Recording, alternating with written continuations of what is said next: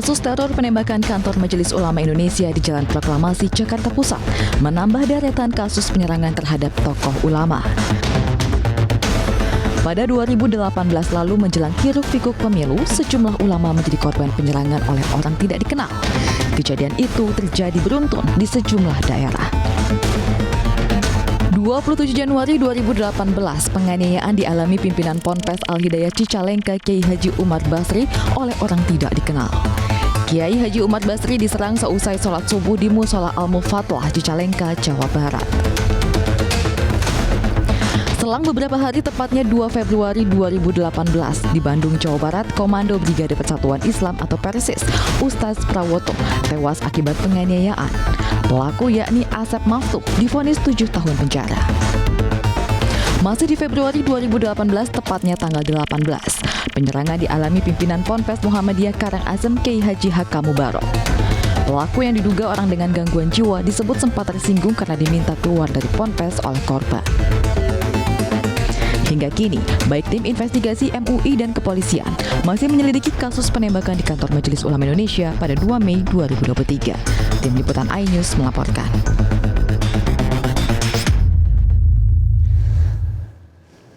Kembali di The Prime Show with Aiman. Pemirsa, penelusuran saya mengungkap kejanggalan demi kejanggalan penembakan di kantor Majelis Ulama Indonesia masih berlanjut.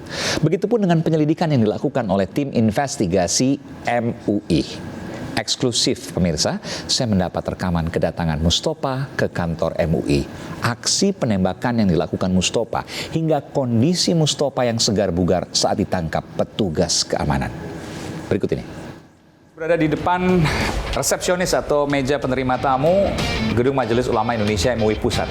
Dan di sebelah saya sudah ada Sekretaris Tim Investigasi Kasus Penembakan MUI Pusat, Pak Kiai Haji Ihsan Abdullah. Assalamualaikum Pak Kiai. Assalamualaikum warahmatullahi wabarakatuh, Mas Aiman. Terima kasih.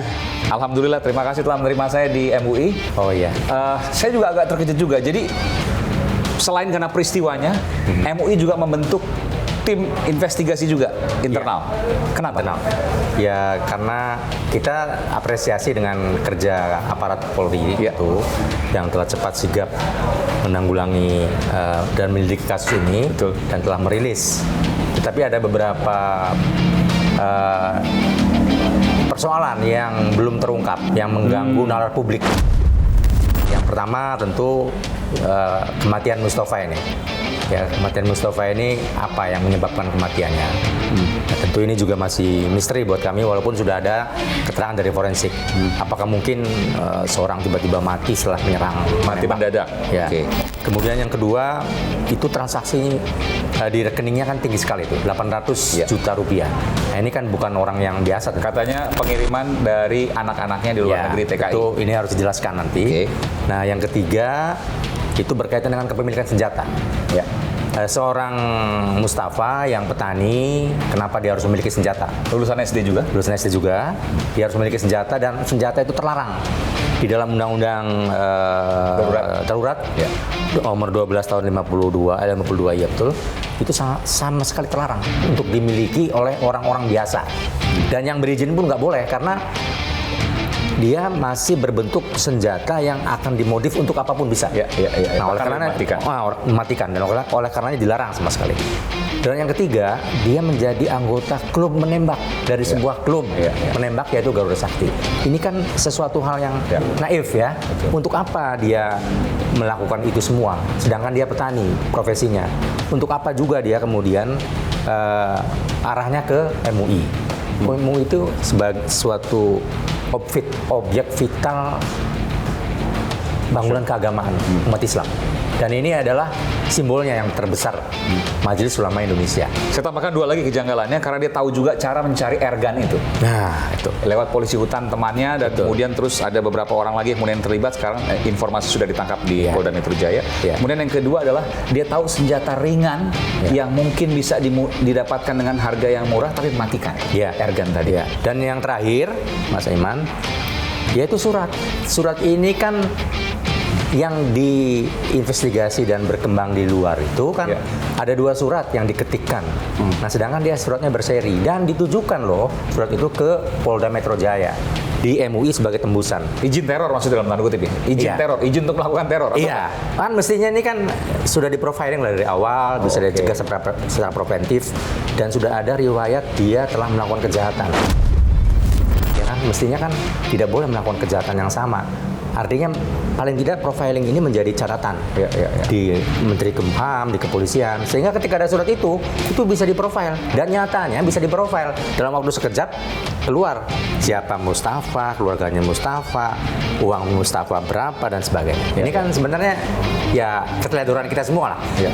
Termasuk juga soal dia juga sering datang ke sini katanya. 2 kali datang kemari. Ngaku nabi. Dia 2 kali datang kemari bukan ngaku nabi, dia menyampaikan tadi ancaman tadi.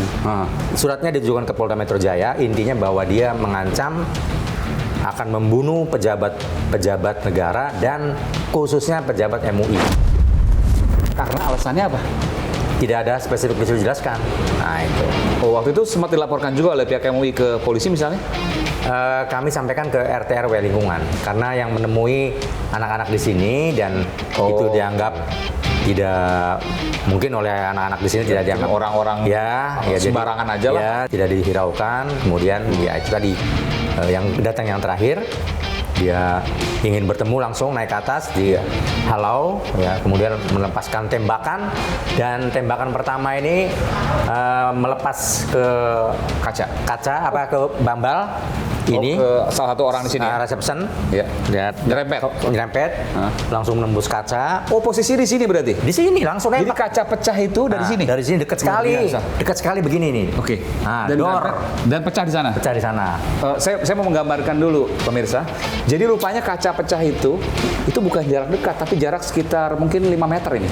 Ya. Saya ke sana 5 meter dan niatnya untuk menembak salah seorang reception dulu ya.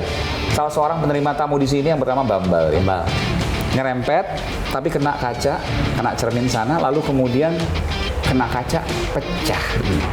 Jadi Ya. luar biasa powernya nih, Luar biasa. tenaganya. Iya, dan kedua kemudian akan dihalau oleh Khairuddin ditangkap, security, ditembak lagi, dia bolong ininya. Nyerempet lagi. Nyerempet lagi, kena lagi kaca juga. Mau ke sana dulu, Pak Ya, silakan, Iksan? silakan, Boleh? silakan. Oke. Ya, silakan. Nah, ini kebetulan saya mau menunjukkan pemirsa, ada pecahan kaca. Ini bukan kaca sembarang kaca nih, bukan Ini kaca- kaleng-kaleng nih. Kaca tebal nih 12 mili. 12 mm, jadi 1,2 cm. Ini Ya. ini kebetulan ada yang saya nggak masuk ke dalam pemirsa, tapi saya melihat ada yang keluar nih, ada yang nah ini, Itu tebal sekali. ini luar biasa. Ya. Dan jaraknya dari sekitar 5-6 meter Iya. dengan senjata airgun tersebut pecah berkeping-keping. 3 korban semuanya terserempet peluru. Nah, yang ketiga, yang terakhir, itu kan ada di sana, Hah? mau menolong temannya. Iya. Karena kaca ini sudah membentuk kawah, Oke. Bolong gitu ya? bolong. Oh, bolong, belum bukan bolong, kawah. Yang kan ini kan dari temper. Ya. Nah, jadi dia runtuh langsung, bers. Nah, dia melukai tangan-tangan dan itu luka 12 jahitan. Jadi hanya 3 tembakan yang dilontarkan oleh 3 tembakan. Mustafa ya. Iya. Dan 3-tiganya kena korban Baju nyerempet. nyerempet bajunya bolong, orangnya alhamdulillah selamat. Yang kedua kena dada serempet, punggungnya kena, terluka tapi bajunya aman. Ya. Yang ketiga dia terkena pecahan peluru, pecahan apa namanya? Kaca. Tebal sekali, 1,2 cm atau 12 mm.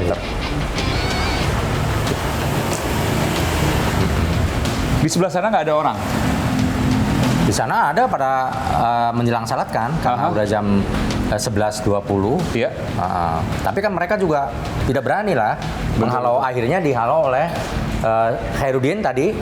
Dia mencoba lari ke depan. Nah, kemudian dari belakang diamankan, dipiting, tapi dia masih mengokang senjata.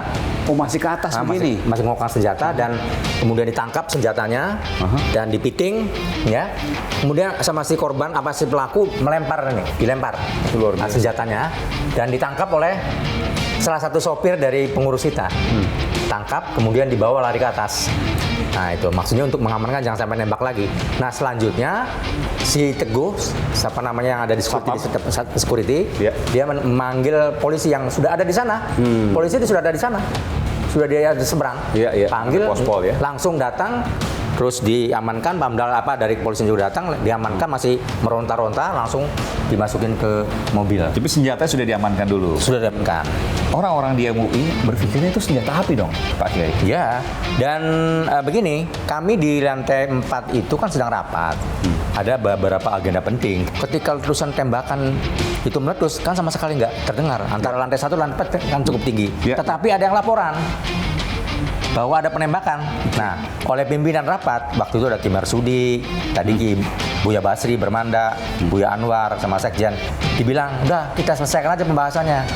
Gitu. Walaupun udah dilaporkan ada tembakan, tetap aja rapat diselesaikan sampai jam 12. Tetap berlangsung gitu ya? Tetap berlangsung. Dengan segala resiko. Iya, peristiwa 12.24, Iya, iya. 11.24, acara rapat selesai jam 12.20. Oke. Niatnya pelaku Mustafa tadi mau naik ke atas. Naik ke atas, lewat lift nih.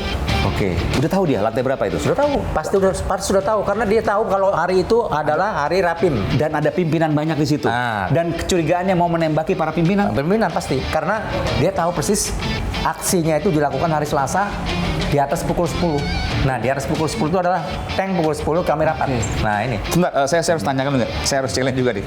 Pak Kiai tahu dari mana kalau Mustafa pelaku itu dia mau naik ke atas dan ada kecurigaan mau menembaki para pimpinan MUI? Dari Pamdal, karena disampaikan bahwa pimpinan sedang rapat, dia sudah menghalau mari. Dia mau bilang mau ketemu pimpinan. Siapa pimpinannya disebutkan juga? Nggak disebut. Oke. Di lantai Langsung 4, mari, langsung masuk ke lift, langsung menembak door gitu kan. Oh, dia jadi nembak langsung lari masuk Ya, ke lift. masih lift. Niatnya mau naik ke atas. lantai 4. Iya. Ini masih ada garis polisi yang berarti polisi masih Iya. terus menyelidiki kasus ini, belum tuntas. Betul. Karena ada beberapa juga yang masih ditangkap terkait dengan kepemilikan senjata airgun tersebut. Betul. Ini merupakan hal-hal yang memang mengerikan, Pak Kiai ya. Karena nggak pernah diduga, bahkan dia datang ke sini tapi dipikirkan bukan siapa-siapa juga. Berapa kali datang ke sini dia? Informasi. 2 kali. 2 kali. Jadi ya ini bukan sangat mengerikan ya. Mengerikan sekali. Ya kan? Karena ya para ulama itu kan nggak pernah kenal dengan dar-der tembakan senjata, Iya, iya, ya kan? iya. Tapi kalau dibandingkan dengan peristiwanya itu mengerikan karena airsoft gun itu menurut para ahli balistik itu Iya. bisa melubangi tubuh, kaca aja pecah, Kaca berantakan yang 12 mili tebalnya. Luar biasa. Ya. Kaca normal biasa tuh 5 mili, sekitar setengah senti ya. 12 mili Ini 12 mili, 2 kali lipat lebih, pemirsa. Dan hancur lebur seperti ini. Ini bukan tembakan langsung loh ya. Bukan Ini tembakan sasaran. serempetan. Serempetan. Sasaran apa namanya? Peluru. Iya, pantulan lah. Pantulan. Pelurunya juga peluru dilihat Peluru dari tembaga, tembaga ya. Iya. Bulat atau mungkin ada yang tajam? agak bulat tajam. Timah tadi ya. Iya. Tembaga. Biasanya kan kalau mimis itu tetap dari timah juga, tapi ini tembaga. Kelihatannya warnanya kuning ya. Iya, agak kuning. Ini tentu menjadi kepedulian juga dan juga menjadi sebuah pertanyaan juga tadi kejanggalan-kejanggalan tadi yang belum terjawab juga. Apa yang dilakukan MUI terkait ini, terkait dengan investigasi ini? Bekerja sama dengan pihak kepolisian untuk mempercayakan pada pihak kepolisian meskipun juga punya data-data yang kemudian disuplai atau dipasok ke pihak Ya, kepolisian. tentu setelah polisi juga bekerja, kami secara internal juga mendalami sebenarnya kasus ini apa. Begitu kan, karena setelah disampaikan oleh polisi dalam rilis, ya tentu kami mengapresiasi, tapi banyak kejanggalan-kejanggalan yang tersisa. Dan inilah pekerjaan kami untuk menuntaskan. Oke. Maka judulnya Tim Investigasi dan Penuntasan Kasus Penembakan Kantor MUI. Saya mau tanya juga soal tapi nih, yang soal ini trauma 2019 juga yang dimana ada imam masjid gitu. Oh iya. Dan yang terakhir itu kan Ali Zuber, Syekh Ali Zuber, juga dari Lampung. Oh, yang penusukan itu. Penusukan itu, pelakunya dari Lampung. Oke. Nah, jadi biasanya kan orang gila nanti. Iya. Didesain itu orang gila. Terus putuskan. Termasuk juga yang 2019 misalnya, kasusnya. imam masjid. Ya, putus kan karena orang gila. Nah, sekarang saya juga menduga waktu itu orang gila. Ternyata mendapat berita mati. Nah, itu. Oke, bukan ODGJ, tapi meninggal mendadak. Itu juga pertanyaan Iya. juga. Baik, terima kasih Pak Kiai Iksan Abdullah, Sekretaris Tim Investigasi Kasus Penembakan MUI, yang masih terus juga bekerja dan akan memberikan data juga kepada pihak kepolisian, saling bertukar data, dan tentu kita percayakan pada pihak kepolisian untuk menuntaskan hal ini. Meskipun sebagai masyarakat juga tentu kita punya suara terkait dengan kejanggalan-kejanggalan ada, itu wajar. Dan tentu hal-hal yang janggal juga di alam demokrasi terbuka ini juga harus disampaikan juga kepada publik supaya juga terbuka. Karena memang faktanya memang janggal gitu ya. Saya juga akan coba untuk melihat bagaimana kemudian kondisi kejadian pada saat datang Mustafa pada waktu itu. Terima kasih Pak Kiai. Sama-sama, terima kasih. Assalamualaikum warahmatullahi wabarakatuh. Assalamualaikum warahmatullahi wabarakatuh. Sukses selalu. Pemirsa, saya akan tunjukkan penuh full rekaman CCTV penembakan di MUI yang tim The Prime Show with Aiman dapatkan secara eksklusif, dan saya juga akan mewawancarai menantu dari Mustafa, sang pelaku penembakan di MUI. Sesaat lagi di The Prime Show with Aiman eksklusif. Mustafa datang dari pintu dan masuk ke dalam gedung Majelis Ulama Indonesia Pusat, MUI Pusat. Dan inilah dia melakukan penembakan dan mengenai kaca pintu